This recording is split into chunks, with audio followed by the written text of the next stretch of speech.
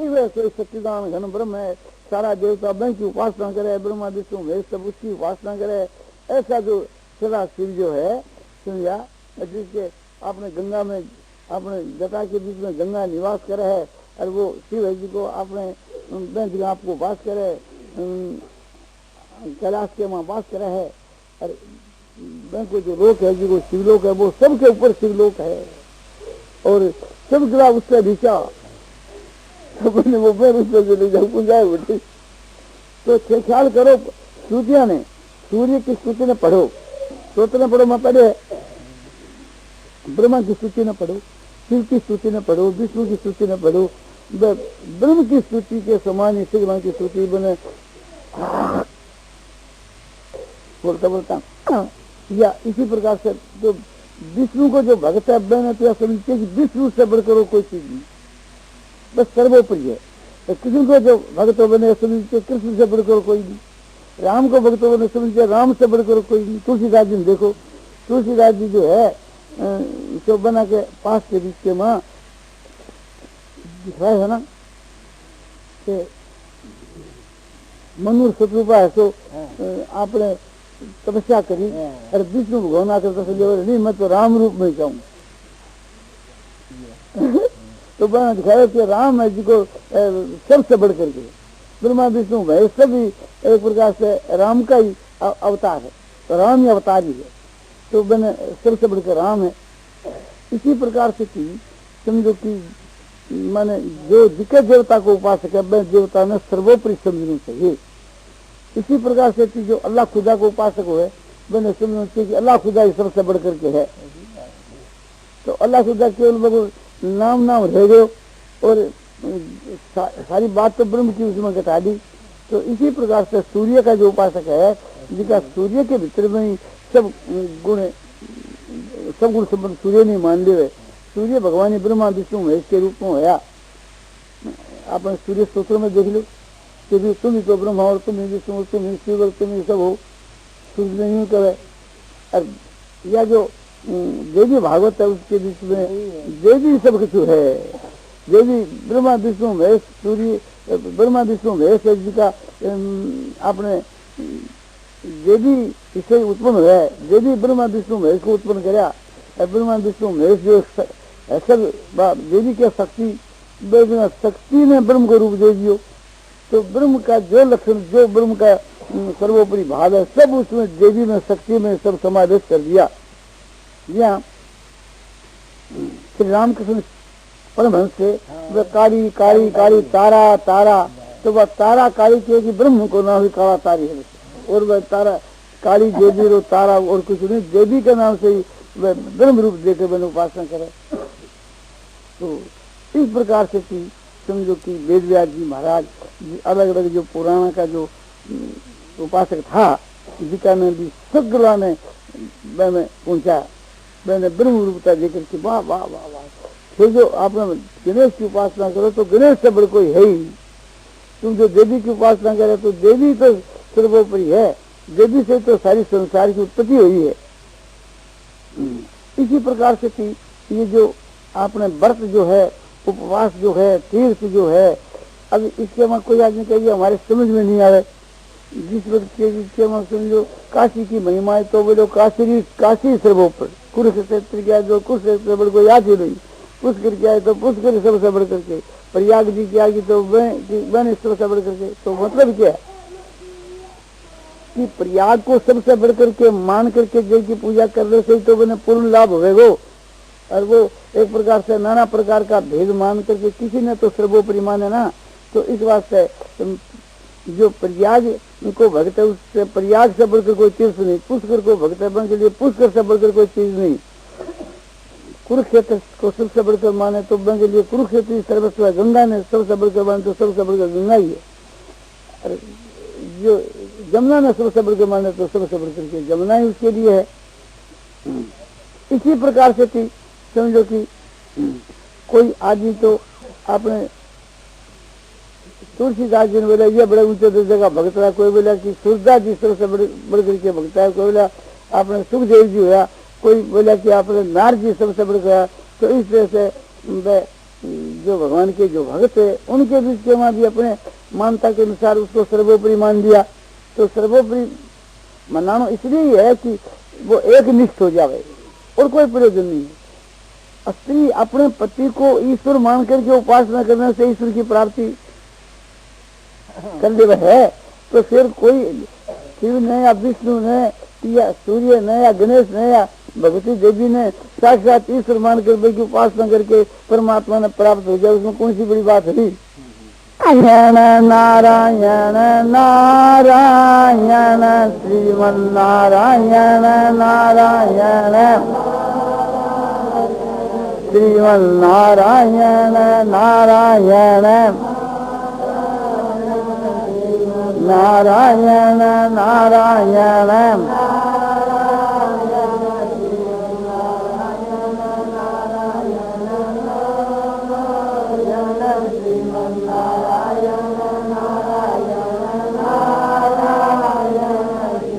नारायण नारायण नारायण नारायण नारायण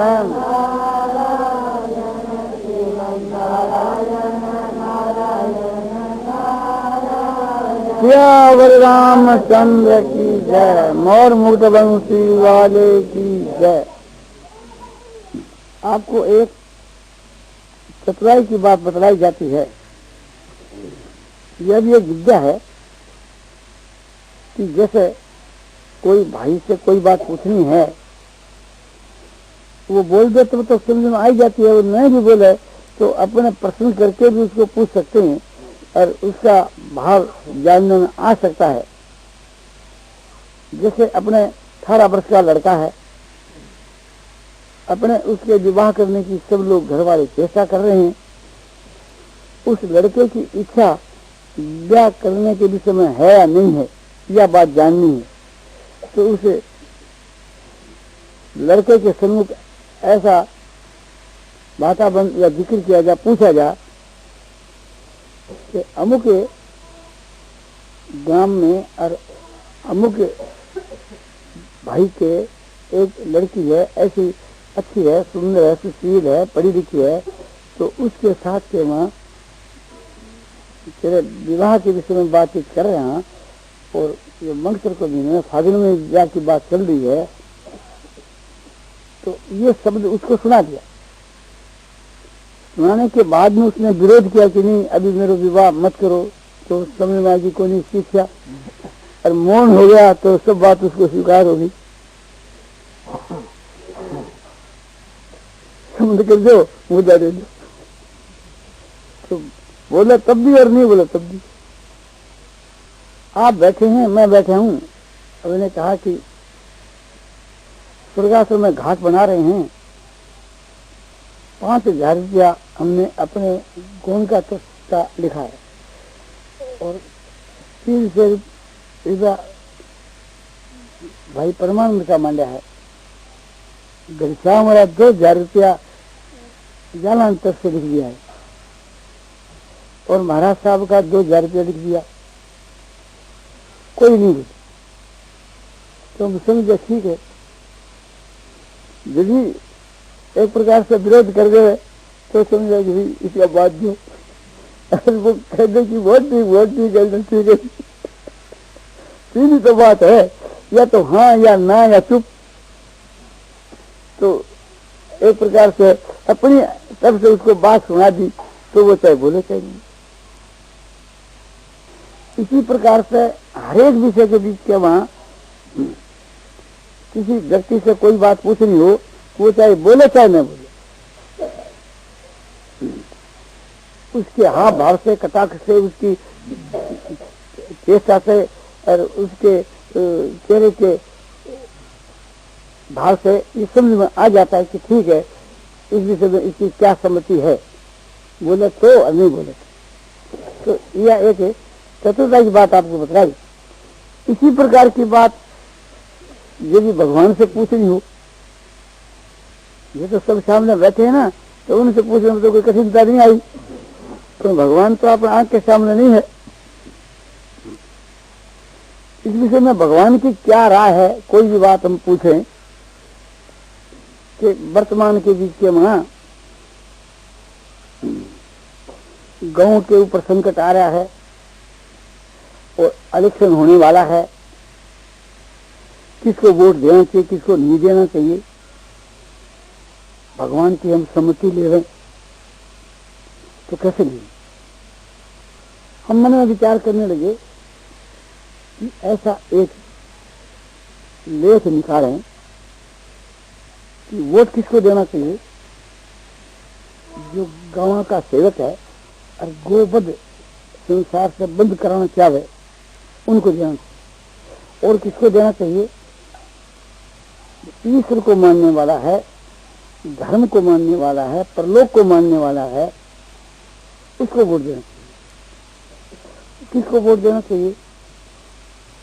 भारतवर्ष के वहां वोट की बात चल रही है, तो जो भारत का जो हित चाहे, जिससे वास्तव के भीतर के बीच के वहां भारतवर्ष जो है ये उन्नति को प्राप्त हुआ है, असली जो उन्नति है, अध्यात्म विषय की जो उन्नति है, परमार्थ विषय की जो उन्नति है, अलौकिक जो उन्नति है, इस विषय के बीच के वहां जो तत्पर है उनको वोट देना चाहिए।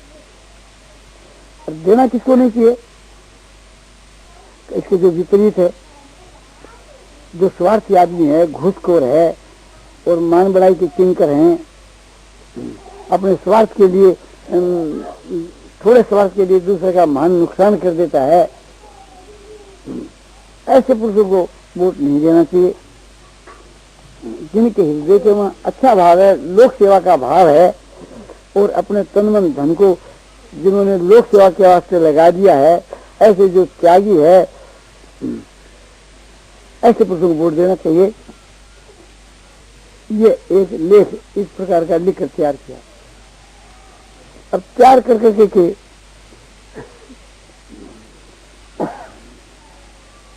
अब भगवान की सम्मति लेनी कि तुम्हारी क्या राय है। अपने प्रकार से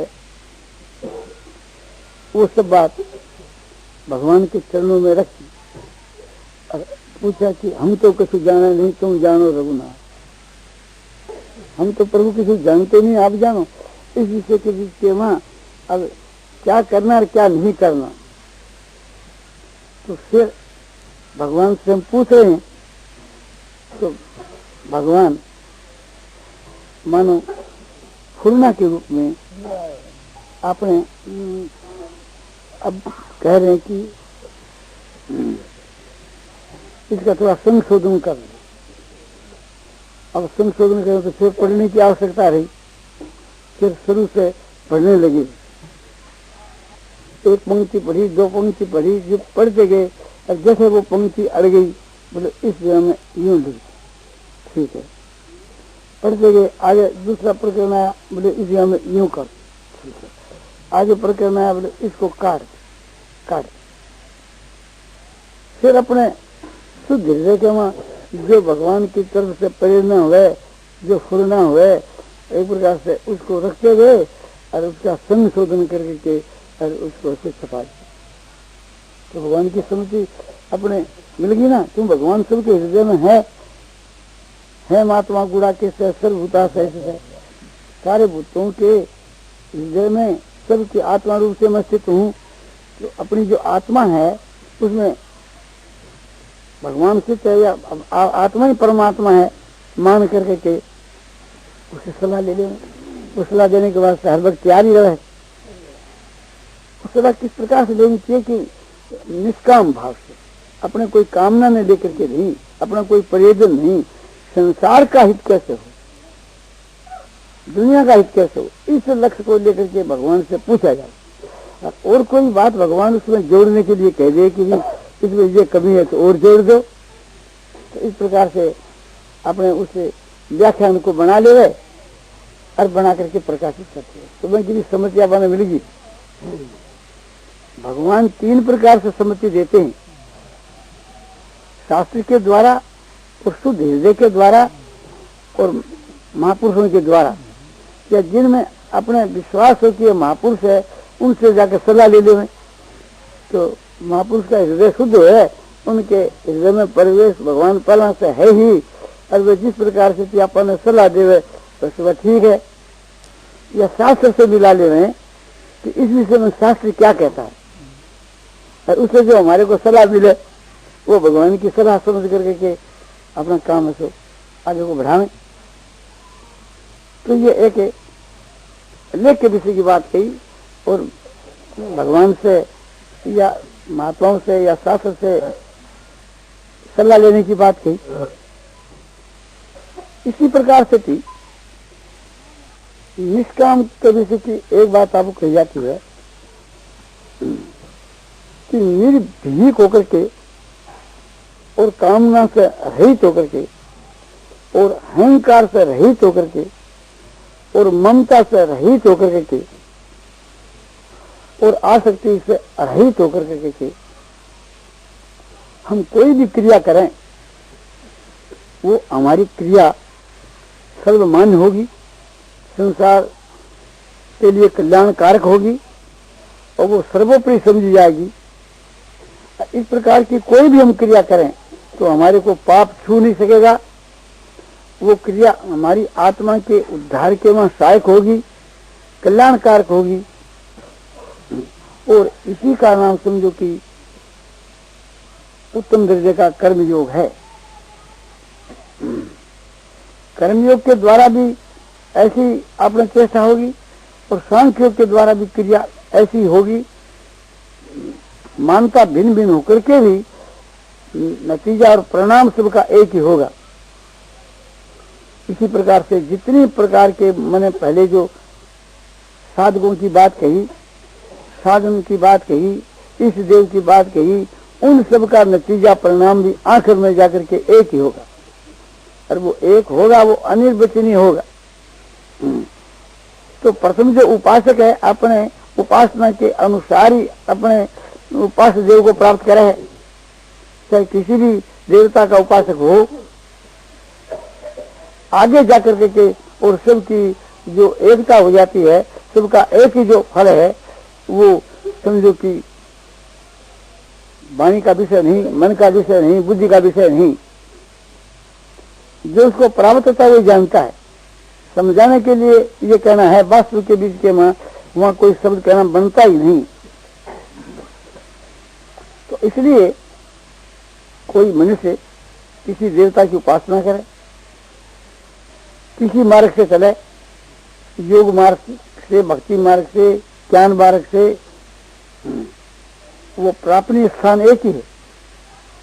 जिस सांख्य प्राप्त स्थान तद योगी रूपी गम्य थे, एक सांख्यम से योगम से यह पश्यति से पश्यति। सांख्य योगियों के द्वारा जो स्थान प्राप्त किया जाता है, कर्म योगियों के द्वारा भी वो स्थान प्राप्त किया जाता है। जैसे कोई अमेरिका जाने वाला चाहे पूर्व चले, अमेरिका जा पहुंचेगा, और चाहे कोई पश्चिम चले, अमेरिका जा पहुंचेगा। चाहे समुद्री यात्रा से चले और चाहे आकाश यात्रा से चले, दोनों का लक्ष्य एक है, तो एक ही स्थान में दोनों पहुंचेंगे। सबका लक्ष्य यही है कि सर्वोपरि जो चीज है वो हमारे को मिले। उस सर्वोपरि जो चीज है उसके ये सब नाम है। कोई उसको मुक्ति कहते हैं, कोई परमात्मा कहते हैं, कोई ब्रह्म कहते हैं, कोई परम पद कहते हैं, कोई परम धाम कहते हैं, कोई अमृत कहते हैं, अनेक उसके नाम है। लेकिन चीज एक ही, मार्ग नाना है किंतु सिद्धांत नाना नहीं हो सकता। सिद्धांत तो एक ही है, वो है सो वास्तविक है, किंतु मार्ग को सिद्धांत मानकर चलना चाहिए। क्यों? इससे जो एक निष्ठ भक्त समझा जाता है, और एक निष्ठ होने से कार्य की सिद्धि शीघ्र होती है। नारायण नारायण नारायण नारायण नारायण नारायण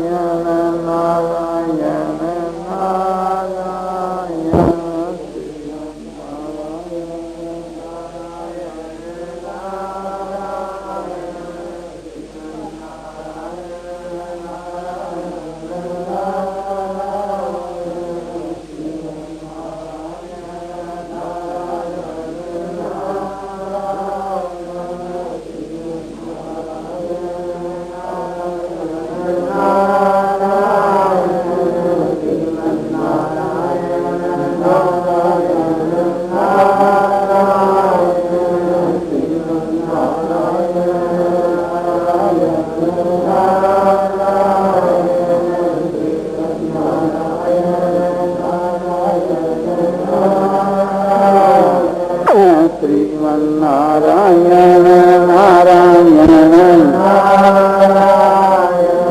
श्रीमन्नारायण नारायण जय रामचंद्र की जय। मोर मुक्त वंशी वाले की जय। आदमी यानी मनुष्य जब अधिक बीमार हो जावे तो उसने यो मन में निश्चय करना चाहिए कि अब तुम्हारा शरीर अधिक बीमार है तो आराम होने और न होने में संदेह है। तो व्यवस्था के वहां अपने मन का अच्छा अच्छा भाव है जिसका खूब बढ़ावे कि भगवान है जिसका सामने दर्शन होगा, मैं भगवान के परम धाम में जाऊंगा, मेरे निश्चय कल्याण होगा। इस बात का आपके मन में भाव है, सब बढ़ावे।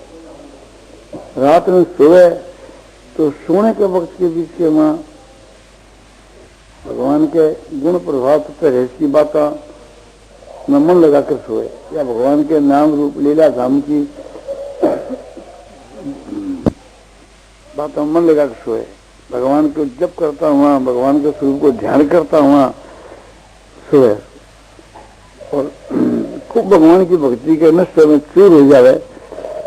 भगवान के गुण प्रभाव तत्व की बातों को कानों से सुने, वाणी से भगवान के भक्तों में कथन करे और मन से समन करे। इस प्रकार से कि आपको जीवन है जिके ने बहुत पवित्रता से बितावे है और मन के मां भगवान को बस हर व्यक्ति भजन ध्यान रखे। चलते उठते बैठते खाते पीते सोते एक क्षण भगवान ने भूला नहीं। भगवान गीता में कहते हैं कि तस्मा सर्वेषु कालेषु मां मनुष्य युद्धत। अर्जुन तुम सब समय के बीच के मां मैंने याद करता हुआ ही और युद्ध कर। सर्वेषु कालेषु मन सब काल के बीच के मां मनुष्य मेरा श्रवण करता हुआ युद्ध कर। तो इस बात को ध्यान में रख करके स्मरण जो है सो हर समय में होना चाहिए, चिंतन हर समय के वहां करते रहना चाहिए। और काम के वहां कमी आवे तो कोई हर्ज की बात नहीं है, पर साधन में कमी नहीं आने देनी चाहिए।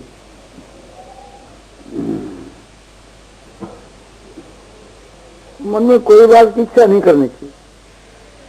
इच्छा जो है इसकी पूर्ति तो होती नहीं, फिर इच्छा कर करके अपनी इज्जत भी क्यों देनी चाहिए।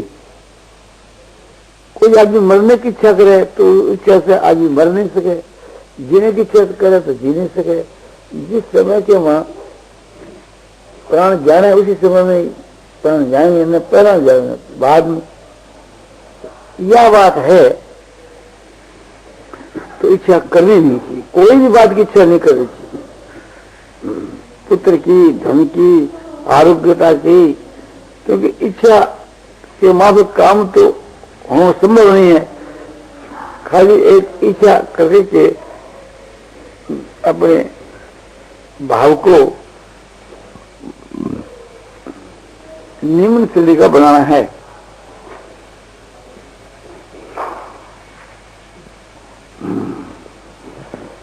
और मरने वाले जो व्यक्ति है उन्हें जहां तक हो दवाई न लेनी चाहिए। यदि ले जावे तो सात्विक आयुर्वेद की दवाई लेनी चाहिए। एलियोपैथिक, होम्योपैथिक ये कोई भी नहीं ले तो सब डाल दी दवाई है और धर्म को नष्ट करने वाली है। मरना तो है ही, फिर भावी को आप जन्म भी ऐसे क्यों आप नष्ट भ्रष्ट करें। वो तो एक अपने जीवन का कलंक लगाना है। जो दाग दियो से लेनी हो तो जीवन का कलंक लगाना है। इस विषय में तो हरेक भाई को, माता बहनों को अपना मन में दृढ़ प्रतिज्ञा ही रखनी चाहिए कि दाग दियो से कभी नहीं लेनी, क्योंकि अधिकांश के वहां दाग दियो लोग हैं। अपवित्रता तो है ही, हिंसा भी एक प्रकार से होती है। दाग दियो से लोग बहुत खराब खराब चीज है कि तो मच्छी को तेल, किसी के वहां घोड़े को खून, और किसी में मुर्गी का अंडा, और किसी के वहां कबूतर को मांस, और मदरा जो है तो प्राय करके एक उससे सूखी और दवाई, सूखी दवाई में, आली दवाई में पढ़ाई रहे। इस वास्ते मदरा जो है कि बहुत दिन तक वो दवाई खराब नहीं हुई। किंतु याद रखना चाहिए, मदरा को इतना भारी दोष है कि एक ब्राह्मण की हत्या कर दो, ऐसे एक दफा मदरा पी दो, दोनों को बराबरी पाप है। इतना पाप गऊ के मांस को नहीं है जितना मदरा पान को है। तो कोई मतलब ये नहीं है कि गऊ को मांस तो नहीं खाओ, देखो भी पाप है, वो पाप है, और मदरा पीना महापाप है। और इसके वास्तव में मदरा है आम हाउस के बीच के मां, जैसे कोई स्त्री अपने बालक के जन्म के वास्ते जावे तो बालक ने भी एक प्रकार से मदरा के मां स्नान करावे, और स्त्री ने सुबह में मदरा प्यावे, तो बालक को माँ को दोनों को जन्म कर सब ऐसे नष्ट हो जाए। इसलिए कोई भी अपने धर्म की रक्षा करे तो अपने जापे के लिए या बालक जन्म के लिए, अब की स्त्री ने, अब घर में कोई स्त्री ने